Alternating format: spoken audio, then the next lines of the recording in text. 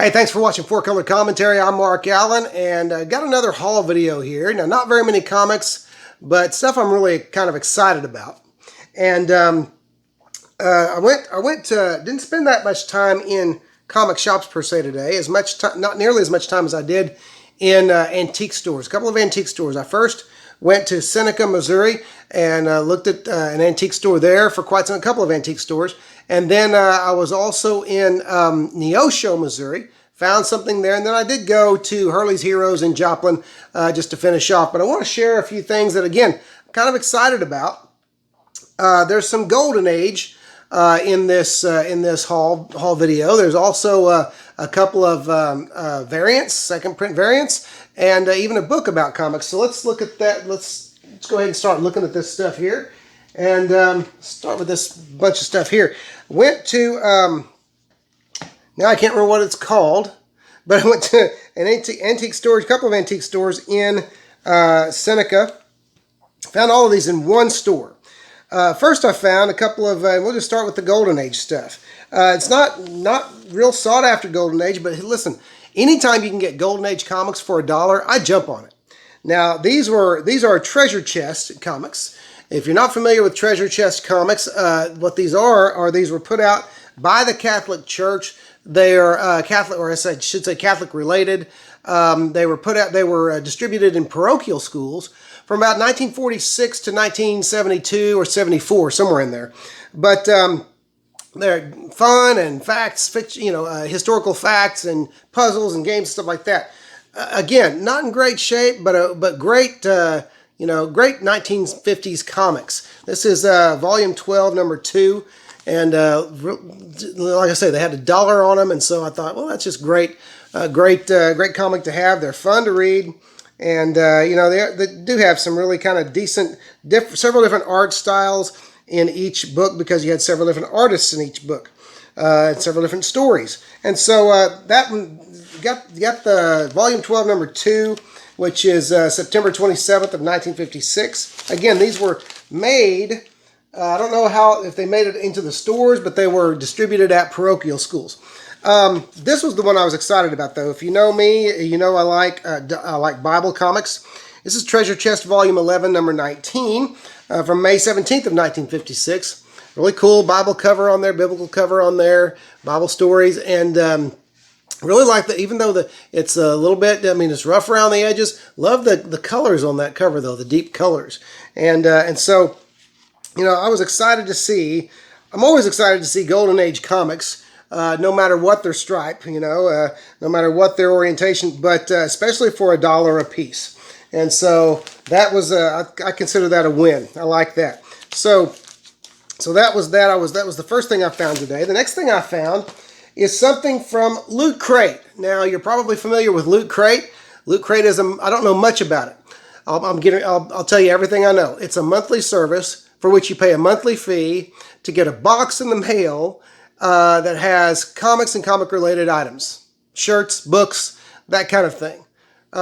Who knows? Maybe mugs and hats and that kind of thing. I don't know. I do know that this was originally part of a Loot Crate. It's a Loot Crate exclusive. It's a great book. You know how I like books about comics. It is the League of Regrettable Superheroes. Okay? And that's just, I love that. I love reading about all kinds of comics history, but the regrettable superheroes are those things that those characters that just didn't work out. Now, as far as I'm concerned, the difference between a regrettable superhero and a good superhero is the ones that took off with the public, right? Okay, the ones that the public liked and that sold well. But there are some in here I'm not quite sure that I understand. And that is one Doll Man is considered a regrettable superhero, even though he was, I think Doll Man was fairly popular in his time. Maybe not. I wasn't alive during the 40s, so I don't know. But now there's others like Dynamite Thor, okay? Dynamite Thor. I don't know who Dynamite Thor is, but I can understand why maybe he didn't take off too well. Phantoma, there's a good so this is kind of the format of the book. Gives you some full color pages from the book, and then some information on the property itself. Now, there were a few things in here that I have, which I thought was kind of cool, that things that I have in my collection are a part of this, a part of the Regrettable superheroes. Let me find some of those, and as we're going along, we'll just, I'll pick out some others that I think are interesting, or, you know, some things, even the things that they say aren't great, kind of catch my eye, like Brain Boy, okay? A good old Dell comic there. DC's Brother Power the Geek. Now, I've never read a single page of Brother Power the Geek, so I don't know. Okay, here's one I have. In fact, I have this book, Captain Marvel. In fact, this is Captain Marvel, which I don't know which issue this is, but I have it. But Captain Marvel. And this was a Captain Marvel. This was not your father's Captain Marvel.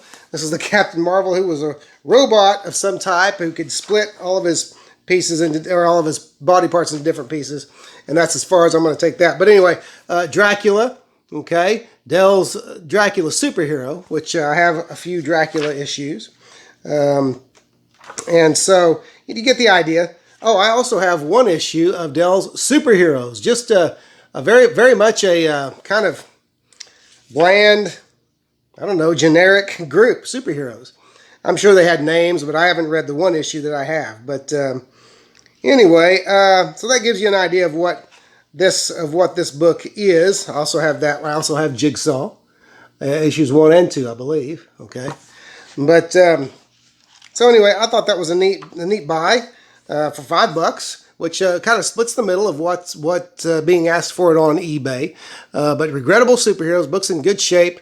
I'm going to enjoy reading that. And so anyway, there was that. There was my Seneca, Missouri trip. Now went to Neosho, Missouri next, and found one comic that I wanted to buy. Neosho, Missouri, the flea market there.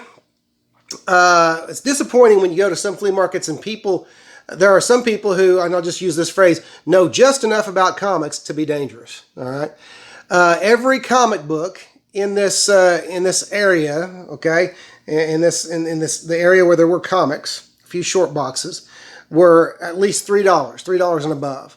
Comics, most of them you would commonly find in dollar or even 50-cent bins. That's just the nature of antique stores and flea markets. Now, I'm not down on the people who do that, because they very well may have to. They may have spent too much for the collection they bought, and they have to make it up. You know, who knows? I don't know the story behind it. But what I did find there is very interesting. Now, I'll start with this, something I already have. Die Kamikaze #1, published in 1987. This had a preview of the first the first American Speed Racer comic. Okay, as I understand it, and so this was the first. This was actually the first appearance of Speed Racer in an American comic. I've had this for a long time, just because I like the idea of having that character. Having that character's first American appearance. It's a while back. It appeared on the Key Comics collectors app, or Key Collectors app, and I think it may have had a minor blow up for a bit, where it maybe went up to $10, $15 per issue, but it quickly went back down. I think they have it at high, like $7, something like that. And I see them. You can get them on eBay. Buy it now for around $5. So there's that. What I didn't know was that this had a second print, and you can find them. Just so you know, you can find them on eBay as well for as low as 99 cents. Now I don't know condition. I didn't look at that, but I went ahead and snagged this one when I found it, because I wasn't aware of the reprint, that there was even a reprint. And you know me, I like alternate covers, okay? Because this second print did have an alternate cover, also by Ken Stacy, who did the print or who did the cover for the first Die Kamikaze. But anyway, here it is. I love that cover. It's a beautiful. I love the colors in it, and that's the second print of the first appearance of Speed Racer in an American comic. That's the second print alternate, okay? Second print variant. So love that, and so I'm glad I found it, because here's the thing: back then, second printings weren't nearly as common as they are today, and second print, variant covers were even less common. And so I like this. Of course, we know second print variants happen all the time today. But so I like that, and I like getting that. So you can find that, and that's fine that I paid $3 for it. When I saw it, I thought, my goodness, well, wait a minute, that's Die Kamikaze #1. It doesn't have a different title. It's not another Die Kamikaze series. And it says Speed Racer Preview inside. Wait a minute, and I opened it up, and of course it said second print inside. So anyway, glad to have that, and that was fun finding that. Now, the rest of these are fairly, you know what I'll do? I'll go to the one other second print variant that I got. This was so after Neosho, I went on into Joplin and went to Hurley's Heroes. Found this great. I don't even know anything about the story. It was $1 comic. I bought it for the cover. It's Doctor Strange, The Best Defense #1, and it's a second print variant. And it is so obvious that this is paying homage to the late great Steve Ditko. Look at that cover. It is Ditko-inspired astral plane action going on there with an astral Doctor Strange making his way through it. And so you have the orbs, the tentacles, you have just all this different stuff going on. It's so obvious that is an ode to Ditko. So I haven't even looked at the inside of this book because I saw that cover and thought that's for me. But it's actually pretty decent art. Gary Dugan was the writer, Greg Smallwood the artist. This was published in 2019. Some of you may know this. Some of you may still be Doctor Strange readers. I don't know. But anyway, love that cover. Love the homage to Steve Ditko. That's just a well done cover. I love it. Love the colors. Love what's going on there. Love the vibe. Everything. So, all right. Now the rest of these, I just again $1 comics here on the rest of these.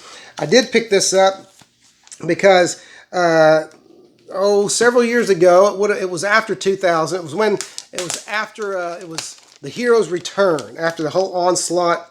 I won't say debacle because I know some people like that year's worth of Marvel comics done by Rob Liefeld and Whilce Portacio and Jim Lee and all those guys. I'm not going to knock that because some people like that, and that's fine.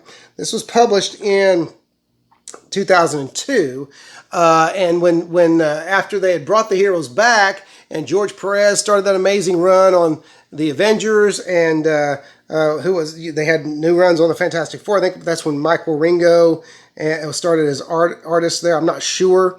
I really can't remember, but and then Captain America, they had the Mark Waid, Ron Garney, Captain America, all that was going on. Well, a while after that, they started doing these 100-page monsters, and that's what this is.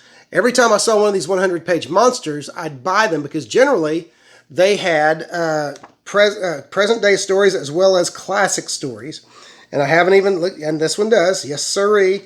This one has some has more Jack Kirby in it than it does. Let's see, Carl Casel, Mark Bagley in this one. So Mark Bagley art in the new story. Okay, so there's some examples of Mark Bagley art there in the new story. And then you have just the classic Jack Kirby. I'm seeing if there's anything. Oh, you have Jack Kirby. So you have some Jack Kirby stuff going on there. Okay. And then you also have, looked like some early George Perez. Maybe, if I'm not mistaken. Nope, I'm not mistaken. You have early George Perez there. Okay, so that's the thing. I remember having, I had the Avengers 100-page monster. I had the Amazing Spider-Man 100-page monster. And I don't know how many of these did it. This is the first time I've seen the Fantastic Four 100-page monsters. Did they do that for all the main Marvel comics? Would you let me know if you know of any more of these? Because I like them. When I see them, I get them. Because they're just a fun read. And generally what I do, this one's a little bit banged up, on the corners and stuff. This will probably go on the spinner rack for the boys, which is something I haven't done in a while. Haven't put any new comics on the spinner rack for a while. But in this way, the boys are getting some Bagley, and plus they're getting some Kirby and some Perez. All Fantastic Four, great stuff. So picked that up for $1, and that was worth it. In fact, I'm not going to put that back in a bag since that will be going to the spinner rack. All right, a couple more things here. I did buy 3 Avengers comics. Now file this under. Why did I get these? Well, because I like to go back, and especially when they're $1, I like to give new issues new series a try. There's been so many Avengers series. Well, this is Earth's Mightiest Heroes, #1. Written by Jason Aaron with art by Ed McGuinness. Now that's never a bad thing when Ed McGuinness is doing the art. And so there's the story. I mean, there's the cover of Earth's Mightiest Heroes, Avengers #1, and not sure when that was published.